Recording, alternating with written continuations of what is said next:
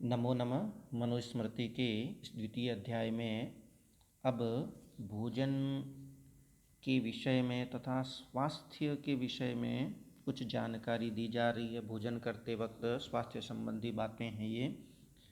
नोच्छिष्टं कस्यचित् दद्यात् नाद्याच्चैव तथान्तरा न चैवात्यशनं कुर्यात् नोच्छिष्ट क्वचिद् व्रजेत्। नोच्छिष्टं कस्यचित् दद्यात् न उच्छिष्टं कस्यचित् दद्यात्। उच्छिष्टम, उच्छिष्ट यानी जूठा, जूठा भोजन कस्यचित किसी को न दद्यात् नहीं देना चाहिए। अपना जो खाने से बचा हुआ जो जूठा भोजन है, जो हम ले चुके हैं और बच चुका है, उस उच्छिष्ट भोजन को कस्यचित न दद्यात् किसी को नहीं देना चाहिए। यह आज का विज्ञान भी मानता है। न अध्याच्चैव तथांतरा, तथा अंतरा, और उसी प्रकार अंतरा यानी बीच में, यानी सवेरे और संध्या के भोजन के बीच में न अध्यात नहीं खाना चाहिए। यानी 3 बार भोजन करने का तो निषेध ही है। भोजन दिन में 2 बार ही करना चाहिए, एक सवेरे और एक सूर्यास्त होने से ठीक पहले। तो संध्या के समय 2 वक्त ही भोजन करना चाहिए, और जो 2 वक्त का ही भोजन करता है वह उपवासी माना जाता है। इसी बीच और कुछ नहीं लेना चाहिए पानी के अलावा। न चैव अत्यशनं कुर्यात्, न चैव और न ही अत्यशनं कुर्यात् अति असन करना चाहिए। अति अशन, अशन यानी भोजन। न चैव अत्यशनं कुर्यात्, और न ही अति भोजन करना चाहिए। अति भोजन का भी निषेध किया गया है। न च उच्छिष्ट क्वचिद् व्रजेत, न च और न ही उच्छिष्ट, उच्छिष्ट झूठे मुँह, क्वचिद् व्रजेत कहीं जाना चाहिए। तो उच्छिष्ट होकर के, झूठे मुँह होकर के कहीं जाना भी नहीं चाहिए। ये उच्छिष्ट शब्द पुल्लिंग में है, किसी व्यक्ति के बारे में आया है, और ये उच्छिष्टम शब्द नपुंसकलिंग में है, ये भोजन के लिए आया है। अब पहले वाले श्लोक में अति भोजन का निषेध किया गया था। क्यों किया गया था? अति भोजन में बहुत दोष हैं, उन दोषों का वर्णन यहाँ किया जा रहा है। अनारोग्यम अनायुष्यम स्वर्गयम चाति भोजनम अपुण्यम लोक विद्विष्टम तस्मात् तत्परिवर्जयेत्। आज के वैज्ञानिक युग के अनुसार ही न तो हमें बहुत कम खाना चाहिए और न ही ज़्यादा खाना चाहिए। जब हमें लगे कि आधा या 1 रोटी और खाई जा सकती है, उस वक्त हमें भोजन समाप्त करना चाहिए। तो अति भोजन में दोष बताया जा रहा है। अनारोग्यम अनायुष्यम अस्वर्गयम चाति भोजनम, और अति भोजन जो है वो अनारोग्यम आरोग्यनाशक, अनायुष्यम आयुर्नाशक, अस्वर्गयम स्वर्ग का नाशक, अपुण्यम पुण्यनाशक, और लोक विद्विष्टम और लोक निंदित है।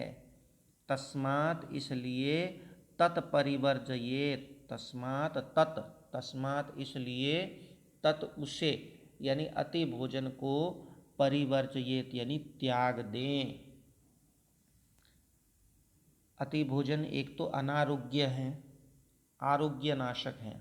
आरोग्य कहते हैं रोग के अभाव को, जबकि अति भोजन हमारे भीतर कई रोगों को उत्पन्न करता है अजीर्ण होने के कारण। इसी प्रकार अति भोजन अनायुष्य है।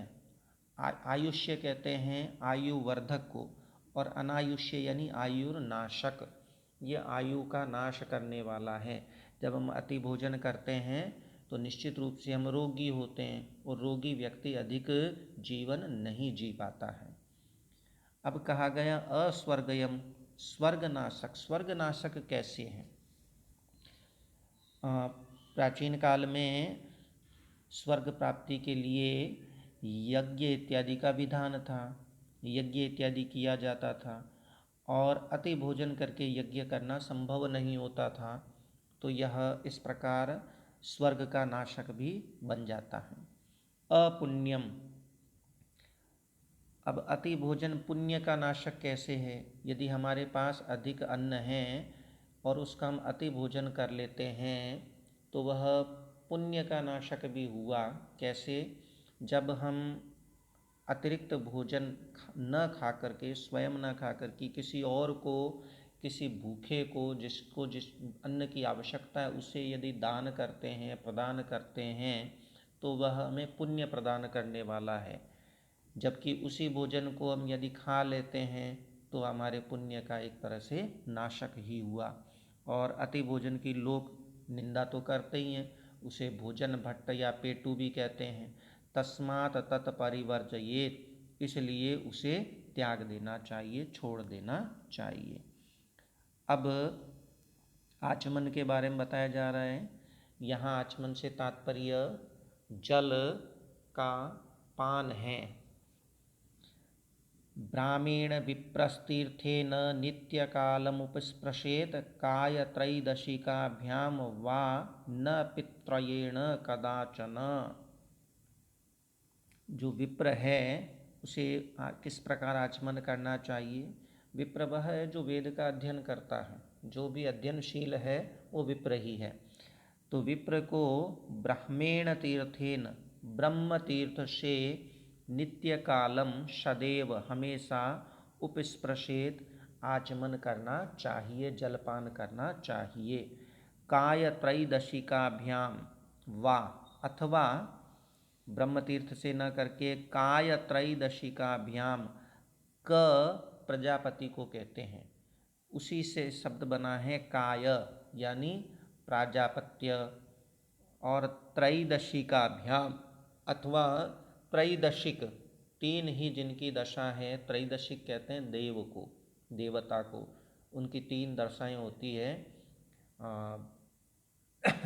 शैशवावस्था, बाल्यावस्था और युवावस्था। वृद्धावस्था नहीं होती है, इसलिए देवता का नाम त्रैदशिक है।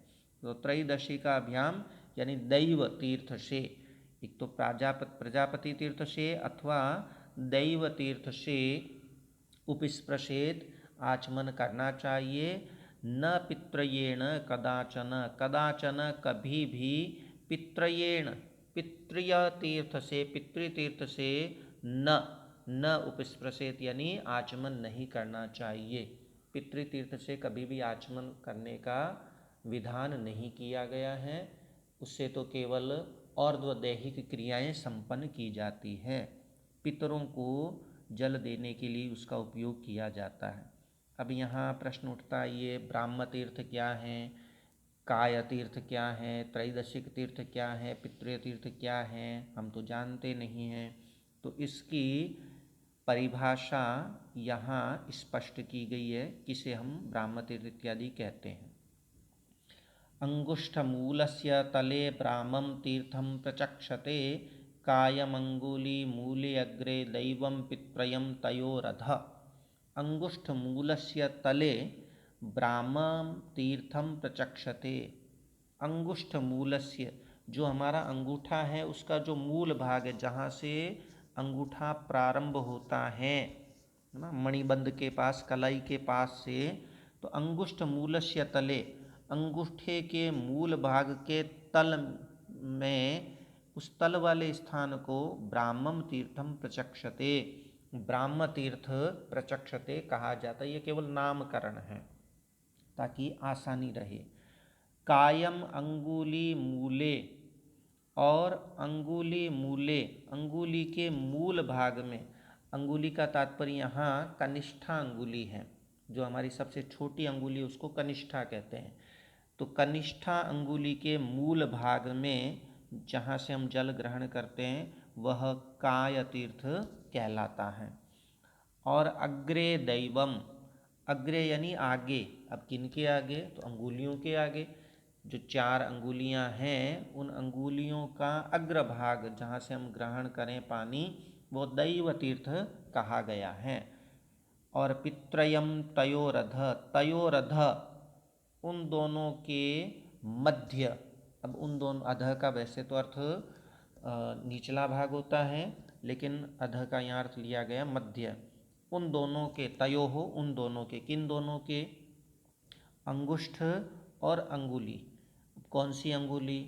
अंगुष्ठ के पास वाली जो अंगुली है, यानी जिसे अपन तर्जनी अंगुली कहते हैं, आदेशिनी अंगुली कहते हैं, जो प्रथम अंगुली है अंगूठे के पास वाली, उसका नाम है तर्जनी।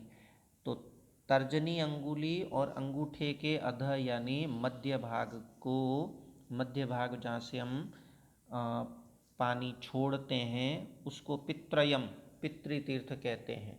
इस तीर्थ का उपयोग पितरों को पानी देने के लिए ही किया जाता है, आचमन करने के लिए नहीं किया जाता।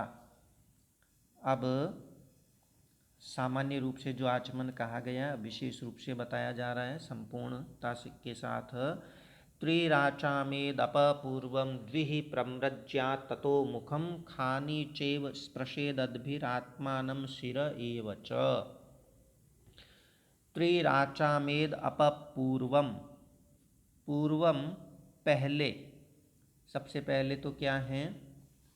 त्रिराचामेद अपपूर्वम, पहले अपह पानी का, त्रिराचामेत, त्रि ही यानी 3 बार, आचामेत आचमन करना चाहिए। ततः उसके बाद, मुखम मुख को, द्विहि 2 बार, प्रमृज्यात पहुँचना चाहिए, धोना चाहिए। और खानी चेव उपस्पृशेद अदभि, और अदभि जल से, खानी इंद्रियों को, इंद्रियों से तात्पर्य शिरोवर्ती इंद्रियां ही लिए जाएगी, नाक, कान और आँख, इन खानी यानी इंद्रियों को, उपस्पृशे इंद्रियों को उपस्पृशेत छूना चाहिए, स्पर्श करना चाहिए। आत्मानं शिर एव च, और आत्मानं, आत्मा जहाँ रहती है उस स्थान को ही आत्मा कहा गया है, यानी हृदय, हृदय में आत्मा का निवास है ऐसा माना गया है। तो आत्मानं का अर्थ यहाँ होगा हृदय को, और शिर एव च, और शिर को भी अद्भि स्पृशेत जल से स्पर्श करना चाहिए, थोड़ा से जल से छूना चाहिए। अस्तु, नमो नमः, पुनर्मिलामः, धन्यवाद।